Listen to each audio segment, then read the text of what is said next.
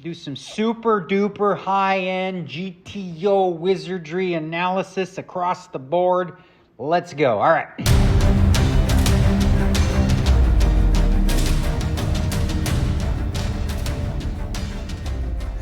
Hello, hello. Another day, another Doug Polk versus Dnegs hand.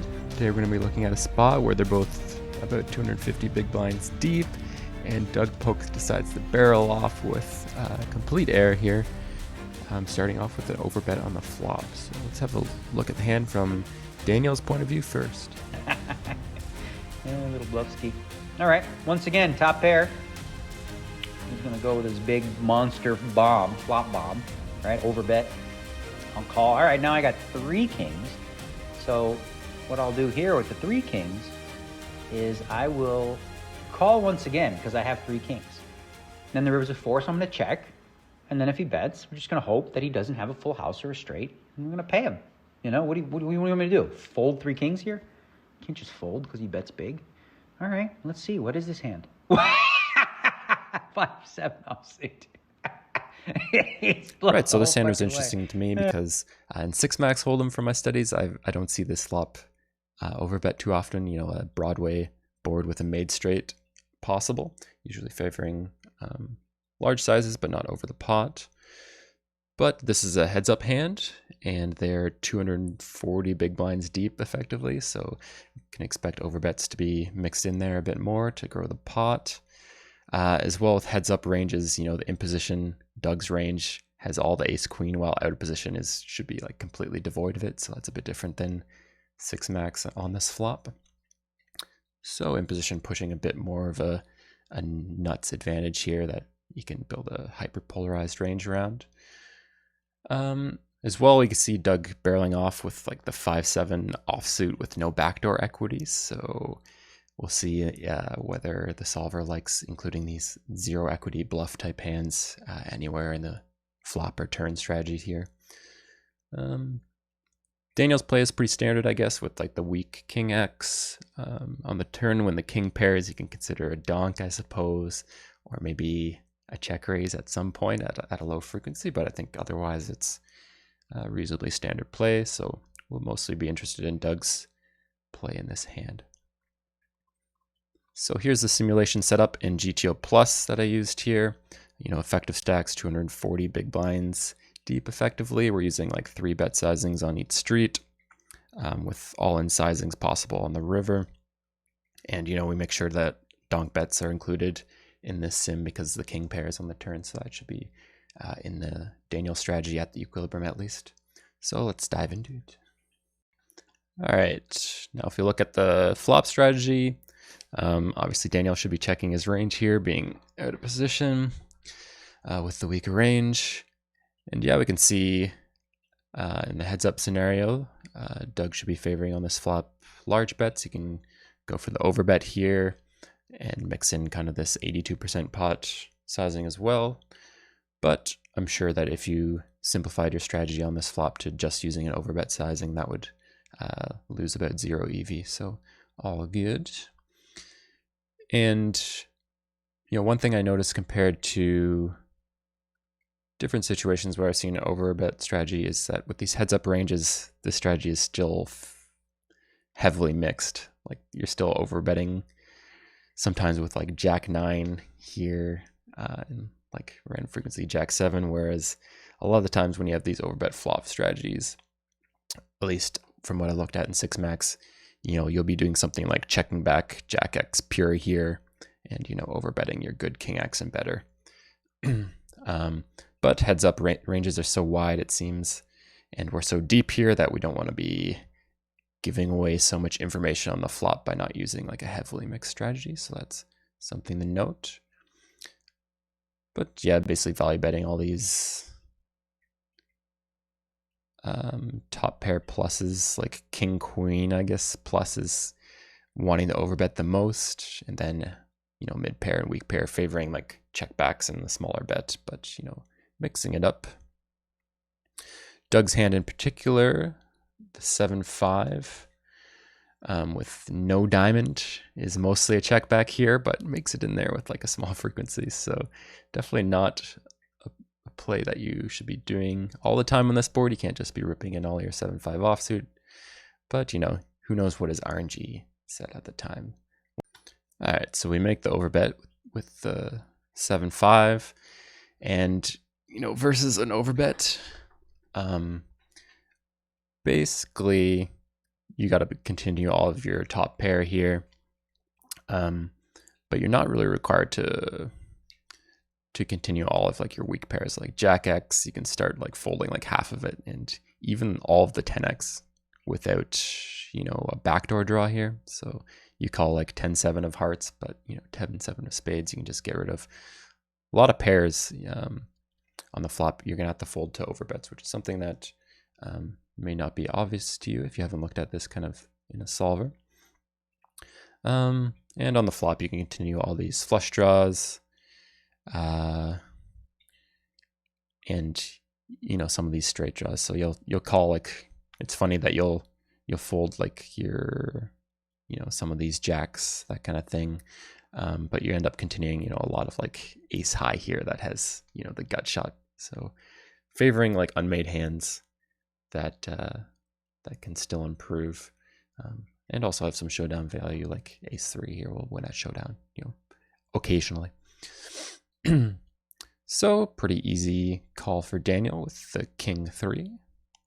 He could consider, you know, a small frequency raise, but I don't think that is necessary. And turn is the king of clubs, I believe.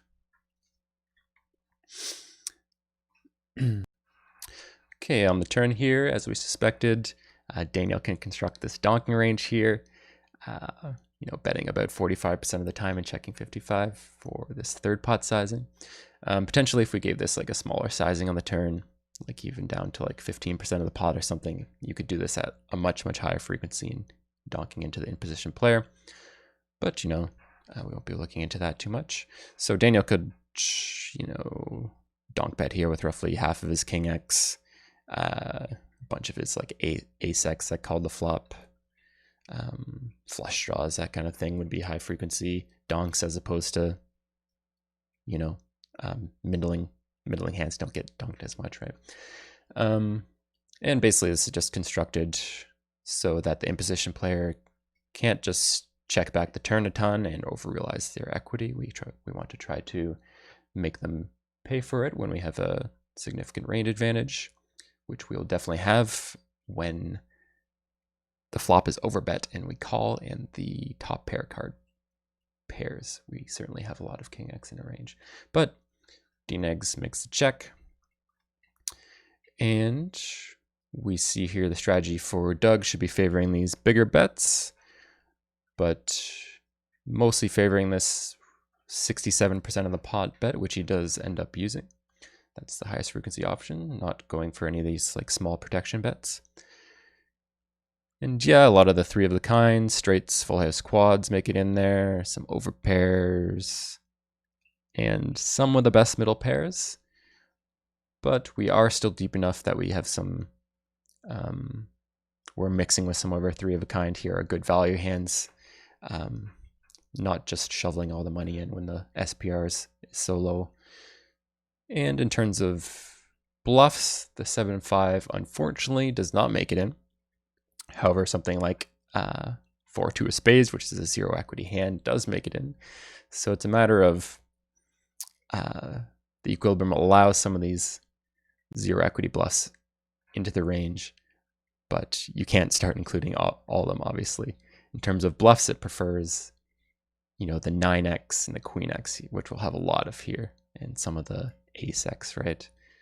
So when you have like a possible straight on board, as a general rule from what I've seen in these lines, including these 0 equity hands isn't so necessary, just because you need to remember that you have so much 9X here, so much Queen X here, so much Ace X here, that is our weak hands that, you know, at least have some equity against the calling range, right? So these 0 equity hands you can save for like a check back turn line and then bluff the river line, and that's usually a better fit for them. But we do get a few in here, just not the 7-5. And Doug bets the turn. And in this situation, there's really no turn raising range for Daniel. Calling all the King X, of course. Continuing with a lot of his middle pair still, actually. And, weak pairs that have drawing outs. So like the ace 10 can still hit a straight, 10-9, that kind of thing. Not folding those. Continuing some of the ace high, though most of it having a flush draw or like a flush blocker that could be used to possibly bluff the river. And, low flush draws just have to get canned on the turn, unfortunately. All right, so Daniel calls with his king 3 at full frequency, and river is the 4 of hearts. Now, Daniel shouldn't be donking here on the river at all. It being like a blank card, the board doesn't really change that much, and in position still has like the polarized range here, so he checks to him. And on the river, Doug should be going for 2 sizings, the 67% of the pot one, which he does use, and he can have an overbet sizing if he likes, with mostly his straights, some full houses, and some of the better 3 of the kinds. But basically his cutoff for value is King X here. So basically what this 67% of the pot sizing means is it's mostly heavily centered around King X here. And for bluffs, for the larger sizing, mainly favoring the Queen X and 9X, blocking the straights that Daniel could be slow playing.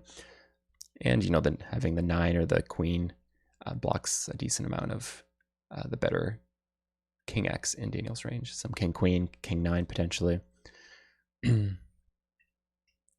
And for the smaller sizing, the 67% of the pot, yeah, you can fit in basically as bad showdown value hands. So not terrible to bluff here with on the river with 0 equity, of course.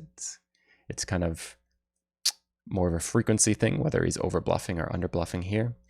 The big question is whether to bluff on the turn, I think, with 0 equity. Once he gets to the river, it's a matter of, it can be fine to bluff with his 5-7 so long as he's doing it at a appropriate frequency. Like these 6-2s and 6-3s are fine bluffs. And since he does not have a diamond, I expect once he does get to the river, it could be a fine bluffs. Usually you don't want to bluff with something like 7-6 of diamonds here because in position could be calling you with like flush draws that he would then fold on the river. All right, so that's been another Doug, Polk, and Daniel hand. One might get the impression looking at some of these hands that Doug might be over bluffing some of these spots, but it is extremely hard to tell, given that we've only looked at 3 hands, of course. And also one of the problems with looking at, showdown hand results and then comparing with simulations is we have no idea whether the person is doing that play at full frequency or not, or how they're constructing like their entire strategy. And that really is what is important when evaluating whether someone's strategy is good or not. This kind of thing can be a good play if it's done at a low frequency. It doesn't really matter. But if, say, Doug was doing this with all of his 7-5 offsuit type hands and all the 6-3, all of his 9X, Queen X kind of betting the turn, then that would be a problem. As always, please like and subscribe if you want to be notified when more videos like this come out, or you just want to see the videos do well.